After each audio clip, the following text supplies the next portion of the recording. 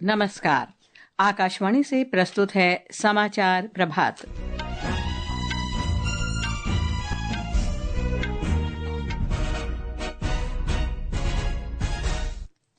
प्रधानमंत्री नरेंद्र मोदी आज सुबह 11 बजे आकाशवाणी पर मन की बात कार्यक्रम में अपने विचार साझा करेंगे।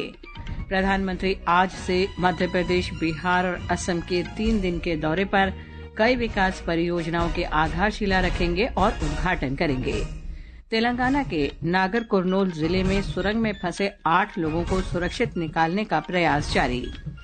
बंधकों को अपमानजनक तरीके से सौंपे जाने का हवाला देते हुए इजरायल ने 600 से अधिक फलस्तीनी कैदियों की रिहाई टाली।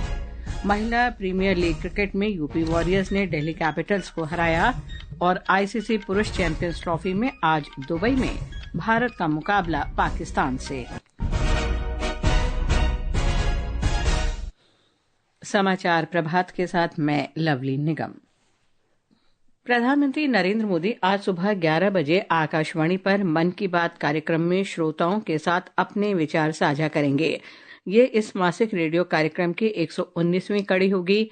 कार्यक्रम का प्रसारण आकाशवाणी और दूरदर्शन के समूचे नेटवर्क, आकाशवाणी समाचार वेबसाइट और news on AIR mobile app पर किया जाएगा। इसे आकाशवाणी समाचार, DD न्यूज, PMO तथा सूचना और प्रसारण मंत्रालय के YouTube चैनल पर भी प्रसारित किया जाएगा। हिंदी प्रसारण के तुरंत बाद आकाशवाणी से क्षेत्रीय भाषाओं में कार्यक्रम का प्रसारण होगा। प्रधानमंत्री नरेंद्र मोदी का मध्य प्रदेश, बिहार और असम का 3 दिन का दौरा आज से शुरू हो रहा है।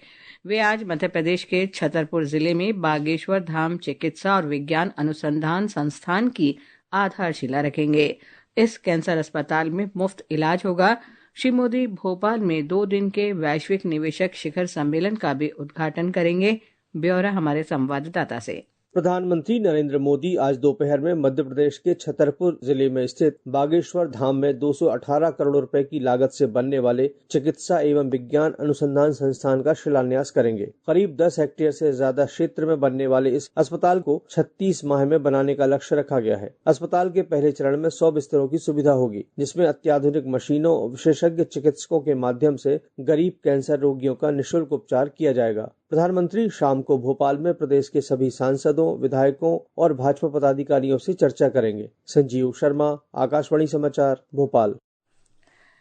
प्रधानमंत्री सोमवार को बिहार के भागलपुर जाएंगे। वे PM किसान सम्मान निधि की 19वीं किस्त जारी करेंगे। इससे देश भर के 9 करोड़ 7 लाख से अधिक किसानों को 21,500 करोड़ रुपए से अधिक का सीधा लाभ मिलेगा। साथ ही बिहार में विभिन्न विकास परियोजनाओं का उद्घाटन और लोकार्पण भी करेंगे। मंगलवार को प्रधानमंत्री मोदी झुमोइर बिंदिनी कार्यक्रम के लिए गुवाहाटी जाएंगे। ये कार्यक्रम असम में चाय उद्योग और औद्योगिकीकरण के 200 वर्ष पूरे होने के उपलक्ष्य में आयोजित किया गया है। श्री मोदी गुवाहाटी में निवेश और बुनियादी ढांचा सम्मेलन के दूसरे संस्करण का उद्घाटन करेंगे। तेलंगाना के नागर कुरनूल जिले में दोमाला पेंटा के पास एक सुरंग की छत ढहने से फंसे 8 लोगों को निकालने के प्रयास जारी हैं। ये दुर्घटना श्री सैलाम लेफ्ट बैंक कैनाल सुरंग में हुई है। राज्य के सिंचाई और पर्यटन मंत्री ने कहा कि फंसे लोगों को आज सुरक्षित निकालने की पूरी उम्मीद है। जिलाधिकारी बधावत संतोष और पुलिस अधीक्षक वैभव गायकवाड़ बचाव कार्य की गहन निगरानी के लिए कल रात से घटनास्थल पर ही हैं। प्रधानमंत्री नरेंद्र मोदी ने मुख्यमंत्री रेवंत रेड्डी से फोन पर बात कर पूरी सहायता का आश्वासन दिया है। ब्यौरा हमारे संवाददाता से। बचाव दल नागर कुरनूल सुरंग के अंदर फंसे लोगों तक पहुंचने के लिए हर संभव प्रयास कर रहा है। अधिकारियों ने बताया कि कल रात एक बचाव दल ने सुरंग में फंसे लोगों तक पहुंचने की कोशिश की, लेकिन कीचड़ और गाद के कारण बचाव दल सुरंग में नहीं पहुंच पाया और वापस लौट आया। एक अन्य बचाव दल भी देर रात सुरंग के अंदर गया, जिसके आज बाहर आने की उम्मीद है। राष्ट्रीय और राज्य आपदा प्रबंधन मोचन बलों के दल घटनास्थल पर मौजूद हैं। हैदराबाद से लक्ष्मी की रिपोर्ट के साथ समाचार कक्ष से मुकेश कुमार बल। ये समाचार आकाशवाणी से प्रसारित किए जा रहे हैं। ताज़ा समाचार जानने के लिए आप हमारे social media handle @AIR news Hindi को फॉलो कर सकते हैं। भारत सरकार ने देश भर में 21वीं पशुधन गणना आरंभ कर दी है।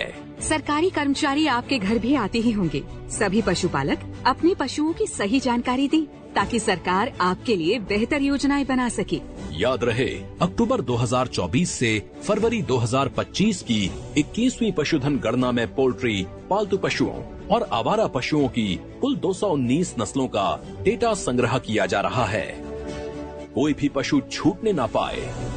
मेरे पशु मेरी जानकारी, होगी समृद्ध संपदा हमारी। पशुपालन और डेयरी विभाग द्वारा देश हित में जारी।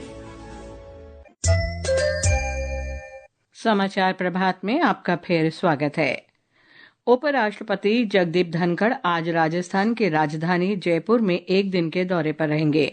श्री धनखड़ जयपुर राष्ट्रीय विश्वविद्यालय के 14वें दीक्षांत समारोह के मुख्य अतिथि होंगे। दिल्ली की नवगठित विधानसभा का 3 दिन का पहला सत्र कल से शुरू हो रहा है। सत्र के पहले दिन विधायकों को शपथ दिलाई जाएगी और विधानसभा अध्यक्ष का चुनाव होगा। दूसरे दिन दिल्ली के उपराज्यपाल विनय कुमार सक्सेना सदन को संबोधित करेंगे और पिछली सरकार के कामकाज से जुड़ी सीएजी रिपोर्ट प्रस्तुत की जाएगी। इस बीच श्री सक्सेना ने विधायक अरविंदर सिंह लवली को प्रोटेम स्पीकर नियुक्त किया है। श्री लवली नवनिर्वाचित विधायकों को पद और गोपनीयता की शपथ दिलाएंगे। केंद्र सरकार और किसान संगठनों के बीच अगले दौर की बातचीत 19 मार्च को होगी। कृषि और किसान कल्याण मंत्री शिवराज सिंह चौहान कल चंडीगढ़ में प्रदर्शनकारी किसानों के साथ चर्चा के बाद कहा कि किसान संगठनों, किसान मजदूर मोर्चा और संयुक्त किसान मोर्चा गैर राजनीतिक के साथ बातचीत सौहार्दपूर्ण रही। दोनों किसान संगठनों से बहुत सद्भावपूर्ण वातावरण में चर्चा हुई है। किसान कल्याण के सारे कामों को जो मोदी सरकार की प्राथमिकता है, हमने उनको भी रखा है। बहुत अच्छी चर्चा हुई है। ये चर्चा जारी रहेगी और अगली बैठक 19 मार्च को यहीं चंडीगढ़ में होगी। बैठक में मौजूद पंजाब के वित्त मंत्री हरपाल सिंह चीमा ने कहा कि फसलों के न्यूनतम समर्थन मूल्य पर विस्तृत चर्चा हुई है। एक इम्पोर्टेंट मीटिंग केंद्र के 3 मंत्री साहबान आए सीगे, शिवराज चौहान जी, प्रहलाद जोशी जी, पीयूष गोयल जी और पंजाब वालों असी मेरे नाल गुरमीत खुडिया जी, सारे पंजाब सरकार दे ऑफिसर साहबान हाजिर सीगे। बड़ी डिटेल दे विच एमएसपी नूं लेके चर्चा हुई। और अब खबरें महाकुंभ से।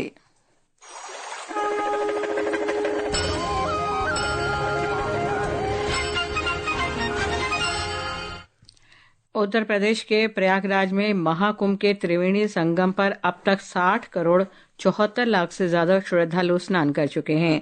इस भव्य उत्सव में प्रतिदिन दुनिया भर से लाखों श्रद्धालु महाकुंभ में स्नान के लिए आ रहे हैं।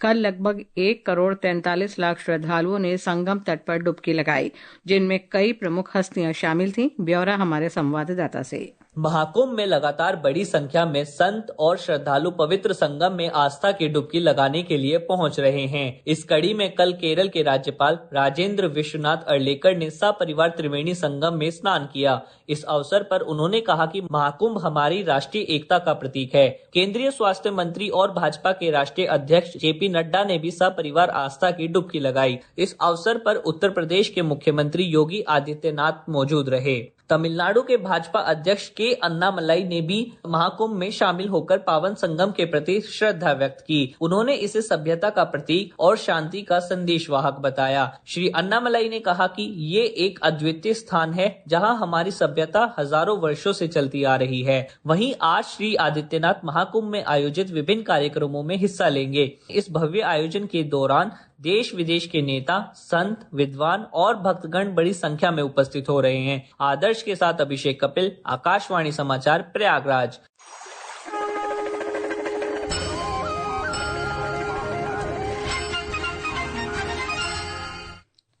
पोप फ्रांसिस की हालत नाजुक बनी हुई है। 88 वर्षीय पोप न्यूमोनिया और फेफड़ों के संक्रमण के कारण हफ्ते भर से अस्पताल में भर्ती हैं।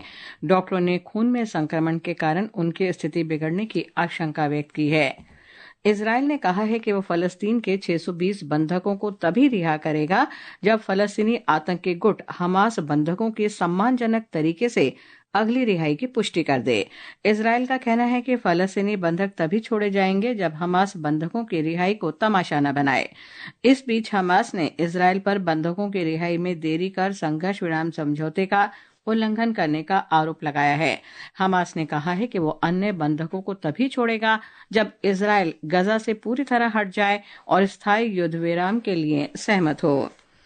महिला प्रीमियर लीग क्रिकेट में बेंगलुरु में कल यूपी वॉरियर्स ने दिल्ली कैपिटल्स को 33 रन से हरा दिया।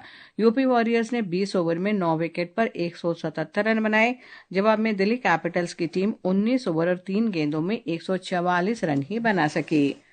आईसीसी पुरुष चैंपियंस ट्रॉफी में आज ग्रुप ए में भारत का सामना पाकिस्तान से होगा। दुबई में ये मैच भारतीय समयानुसार दोपहर 2:30 बजे से शुरू होगा। ब्यौरा हमारे संवाददाता से।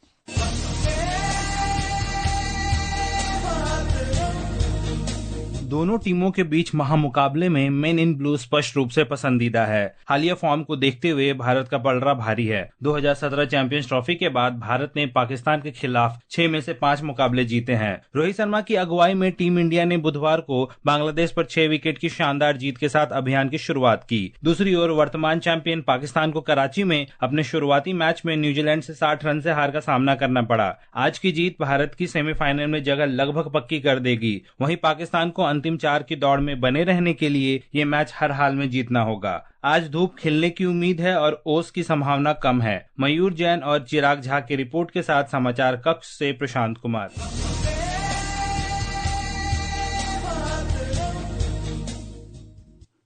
ये समाचार हमारी वेबसाइट www.newsonair.gov.in और हमारे न्यूज़ ऑन एआईआर ऐप पर भी उपलब्ध हैं। और अब आज के समाचार पत्रों की सुर्खियों के साथ हैं फरहत नाज। धन्यवाद लवलीन। ओटीटी पर हानिकारक सामग्री पर नियंत्रण के लिए नए कानून की जरूरत। सूचना और प्रसारण मंत्रालय द्वारा इस संबंध में संसदीय समिति को लिखे पत्र को अधिकतर अखबारों ने पहली खबर बनाया है। अमर उजाला की सुर्खी है, डिजिटल प्लेटफॉर्म पर कसेगा शिकंजा, सख्त कानूनी प्रावधान बनाने पर मंथन। गृह और सहकारिता मंत्री अमित शाह का ये कथन कि प्रधानमंत्री का आर्थिक विकास का लक्ष्य सहकारिता बिना अधूरा, दैनिक जागरण में प्रमुखता से है। प्रधानमंत्री नरेंद्र मोदी और भूटान के प्रधानमंत्री के बीच कल हुई मुलाकात पर हरिभूमि की सुर्खी है, आपसी समझ, विश्वास, सद्भाव, दोस्ती और सहयोग की मिसाल है भारत भूटान संबंध। मोबाइल या टेलीविजन की स्क्रीन पर बिताया गया हर घंटा बच्चों और किशोरों में आंखों में हो रही मायोपिया के खतरे को बढ़ा रहा है। हिंदुस्तान ने इसे चिंताजनक खबर से प्रकाशित किया है। और अंत में मुख्य समाचार एक बार फिर। प्रधानमंत्री नरेंद्र मोदी आज सुबह 11 बजे आकाशवाणी पर मन की बात कार्यक्रम में अपने विचार साझा करेंगे। प्रधानमंत्री आज से मध्य प्रदेश, बिहार और असम के 3 दिन के दौरे पर रहेंगे। कई विकास परियोजनाओं की आधारशिला रखेंगे और उद्घाटन करेंगे। तेलंगाना के नागर कुर्नूल जिले में सुरंग में फंसे 8 लोगों को सुरक्षित निकालने के प्रयास जारी।